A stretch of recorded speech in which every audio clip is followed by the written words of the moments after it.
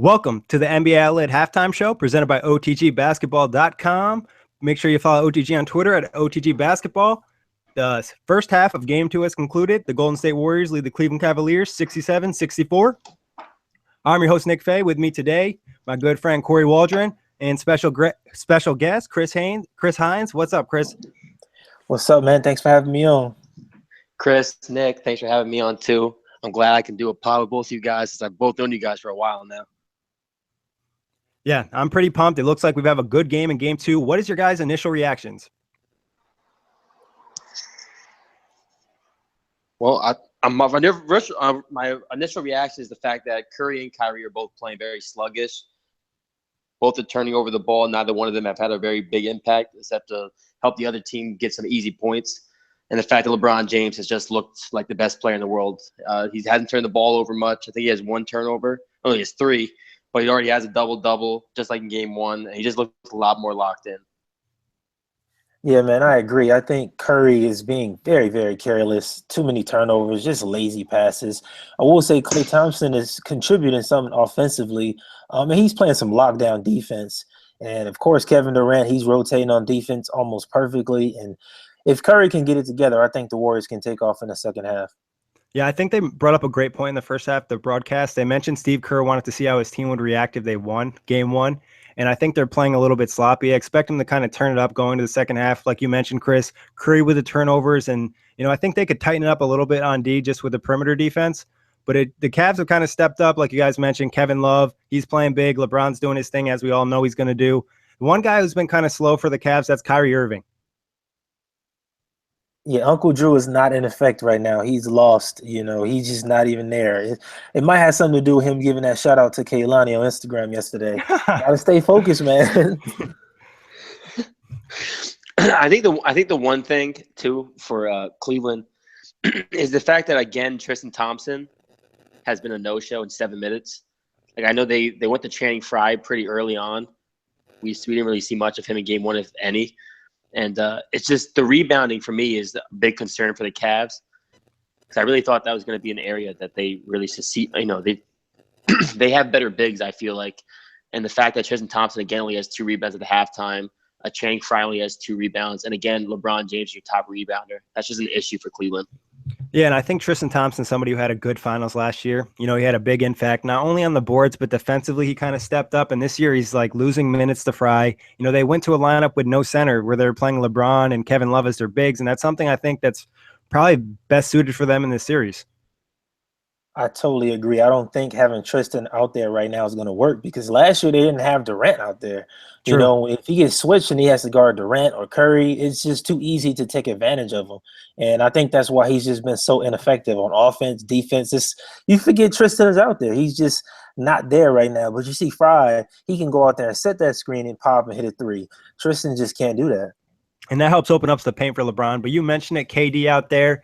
I want to ask you guys a question. Do you think anybody on the Cavaliers can defend KD? I mean, LeBron James, if he really focuses up and plays the lockdown defense, he can limit Durant. But it's like any superstar. You can't stop a superstar. And the fact of the matter is Durant, LeBron, Curry for the most part, and even Kyrie, if they really get going, you can't really stop them from getting going. Once a superstar gets hot, they're going to be hot for most of the game. That's just what's been for Durant. He hit that 3 to end, delayed end of the shot clock. He's just been on fire, and that's just what it is. Yeah, you can't stop that guy. I shook hands with Kevin Durant. Yes, he's 7 feet tall. And when he's going off the dribble, he can score on the post, give you a fadeaway. That transition play when he came down on the wing and just stopped on a dime and pulled up for 3, you can't do anything about that one, man. He's just literally one of the most elite scorers we've ever seen. Top 5, definitely. And then when you look at him in this game too, it's also his passing's been great in this series, and defensively, I think he has 3 or 4 blocks this game and some good defense on LeBron James, and that's something you can't say about a lot of players in this league. Yeah, he has 3 blocks, Nick, and 3 steals. He has the most blocks and steals of any player in the game already. But talking about Kevin Love's also stepping up. He wasn't bad in Game 1. Offensively, he didn't score a lot, but he'd had 21 rebounds, I think. But this game, he's definitely came out more aggressive, and he came out hot. Kind of gives him that scoring punch, especially with Kyrie struggling. He's hit some shots that he just hasn't made like in a lot of series. Like he's hitting a lot of off balance and tough shots this game. And honestly, Draymond, who we know is a very good physical defender, he's really taking it to him, especially late in the second quarter. He was really just bullying him down low a few times. Yeah, Draymond got those 3 fouls, and he kind of had to take a step back and, kind of let Kevin Love go to work. And I'm not mad at him for doing that. I'd rather, let him get a few buckets here and there instead of getting your 4th foul and we going into the second half with on the bench or whatever. So I'm not mad at Draymond for taking a step back. I do think Kevin Love is playing well offensively. His issue is defensively, and that pick and roll, him and Kyrie Irving just keep getting lost. Oh, my goodness, it's terrible. Yeah, and when you get a switch on Kevin Love, especially when Durant's had the switch, and even Draymond's attacked him a few times, it's they're going to get easy baskets, but it's tough because the Cavs need the offense on the floor. But moving on, who do you think's been the best player in this half for the Warriors? Be Kevin Durant. I don't think without question. I mean, he already has 15 points. He's got 7 rebounds, 4 assists, 3 steals, 3 blocks. I mean, he's already filling up the stat sheet. And no one else has really had like a great impact. I know Clay has 11 points and he's played very good defense on Kyrie, but it's got to be Kevin Durant.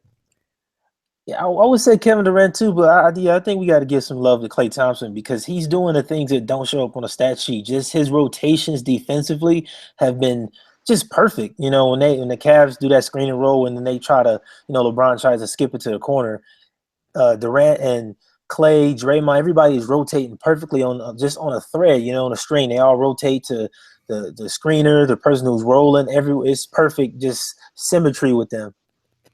Exactly. Clay definitely has stepped up defensively, and I think you look at Kyrie Irving's number, and a lot of that has to do with Clay's defense. He's definitely got into him a little bit in that physical defense, but I'll go with Corey. I think Kevin Durant's been huge, and not only because offensively he's scoring and moving things on the offensive end, but defensively having those 3 blocks and those 3 steals and his impact on both ends of the floor. But best player for the Cavs in the first half. I'm going to go different. I'm going to say Kevin Love, only for the fact that we knew LeBron James was going to have a big game too after game 1. We had 8 turnovers in game 1. They lost, obviously. So you needed someone to step up, and especially with the fact that Kyrie has been limited because of Clay. They needed someone to step up, and it's been Kevin Love.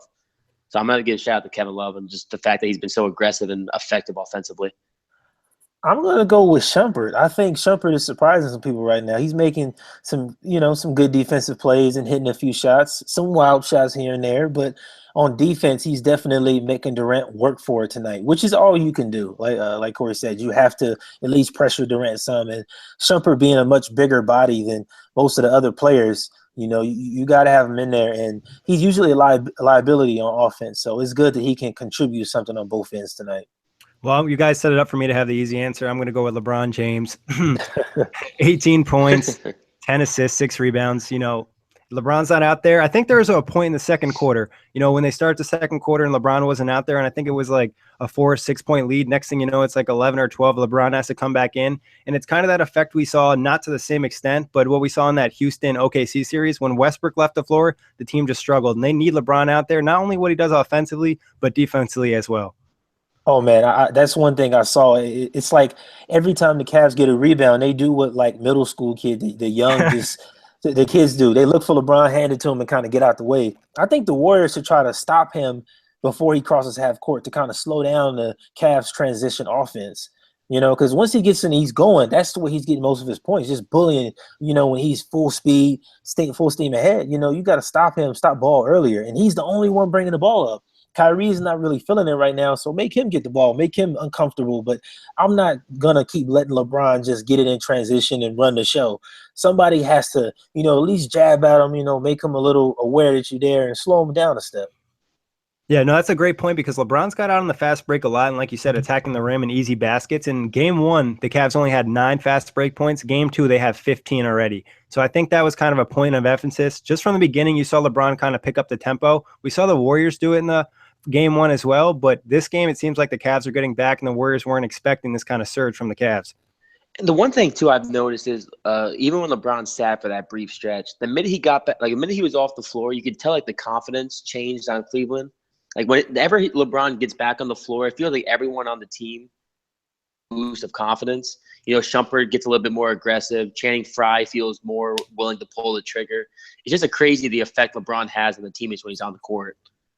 Yeah, and I think that's something we mentioned before in this podcast is like when your leader's there, I think it just makes the team feel a lot more comfortable. Same thing with the Warriors. When Steve Kerr's around, I think it makes them feel more comfortable, even though they're not playing great this game compared to game one when the score was, but they still obviously have the third and fourth. But LeBron's out there. Everyone feels calm. They know what's going on, and he's going to kind of steady the ship. But think about it this way. Go ahead. He had one more thing, Nick. He had 4 assists in game one at halftime. He already has 10 at this point at halftime. It just shows how much everyone around him also is just playing better. Yeah, I think we touched on the halftime show of game one and the recap show is, LeBron needed to get his teammates involved early and often just to kind of get their confidence going. But on from there, who struggled the most for the Warriors in the first half? It's got to be Curry. I mean, he already has 6 turnovers. A couple of them they were very just careless. A couple of them driving and just throwing up the ball backwards, not really paying attention to where his teammates are and where the Cavs defenders are. He was 1 for 6 from 3, 2 for 8 from the field. So it's got to be Curry. You need your superstar to get this 2-0 lead. And Curry is obviously he's the engine that really fuels this Warriors team. And it's got to be Curry who's been struggling so far. Yeah, I totally agree with Curry on that answer, man. He just has to make better decisions coming off the pick and roll. And usually that cross court, the skip pass he does is open, but the Cavs watch the film and they're really making it a goal to stop that, and they've been on point with it. So he has to start making better decisions and stop jumping the pass. He got to stop picking it up too early. So he got to really work on his decision making in the second half.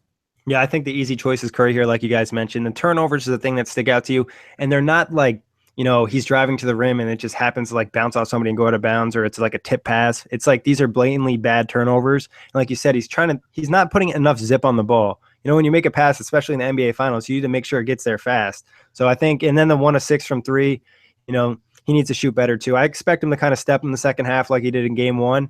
But who's been the worst for the Cavs? I'm gonna say Tristan Thompson, only because he actually no. I changed J.R. Smith. He's an absolute no-show. I mean, what has happened to him since that wrist injury this season? He is completely he's now worse than Iman Shumpert, and I never thought I'd say that. I'm gonna take the easy one with Tristan Thompson. I feel like he's a little out of place in this series. He doesn't have the ability of somebody like David West. David West having that ability to hit that free throw jumper, hit a baseline jumper, and have a post hook really helps him be relevant in the game. And Tristan just can't do that. When he can't rebound and get one of these long rebounds, it's like he's really not in the game. He doesn't seem like he's playing at all. So, and when you lose minutes to Channing Frye and Richard Jefferson, that's a problem. Yeah, especially, because the Warriors do play small a lot, you would expect Tristan to, take advantage sometime. And it's just like he doesn't have the same energy. It's kind of, I think it has something to do with Zaza and the whole Warriors team kind of getting into him early and kind of preventing him from getting his rhythm. Because, you grab offensive rebound, you get an easy putback, you're going to have more energy to do it again. But I guess I'm going to go with J.R. Smith too with Corey, just because 0 points. And he's just looked so bad this series. He looked lost. I don't know if you guys saw that meme where it's like, oh, they have KD now. I did see that one. That's what he looks like the whole series. He's looked like that. It's just like, come on, bro. It's not like he wasn't bad last year. He played a lot of minutes too, and defensively he was pretty good for them. The only thing I guess he's brought is some physicality, but he needs to hit some shots. I just miss the old JR, the aggressive JR. I mean, I can't remember the last time JR took 1 shot and a half. Especially in a game like this when Kyrie's struggling. You expect a shooter like JR to get more shots going, or to at least get himself going. He just has no confidence, I feel like. But going on to the second half, what do you think is going to be the biggest adjustment for the Warriors? Limit LeBron. Just try and keep LeBron out of the paint. Try and force LeBron to shoot. LeBron hasn't taken a 3 all game yet. We know LeBron's been extending his range, but if you're the Warriors, you still want LeBron to shoot. You got to turn him into a shooter and let him beat you by the jump shot. I agree with that, but I think the Warriors have to control the ball offense more. Stop with the careless turnovers, make some better decisions, move the ball as much as possible. And, because think about it, this is literally one of the best offensive teams we've ever seen. So if they can control their turnover situation, they're up 15 points, easy. Exactly. I think you made a great point, especially with the lethal offense they have. the Warriors are just so successful, and every time you lose the ball, it's a possible 3 points you're losing right there. So I'm agreeing with Chris on this one. I think, the turnovers, you got to control the ball better. And I think the Cavs also have done a better job attacking them, but you need to make them pay for attacking you because their rotations haven't been great in the first half. Biggest adjustment you guys see for the Warriors in the second half? I mean, for the Cavs in the second half. I mean, the biggest adjustment would have to be just actually, Chris, you go ahead and get this one. I don't even know what I'm going to say. I think Kyrie has to get it going somehow. Kevin Love is playing as good as he can. LeBron obviously is doing everything he can.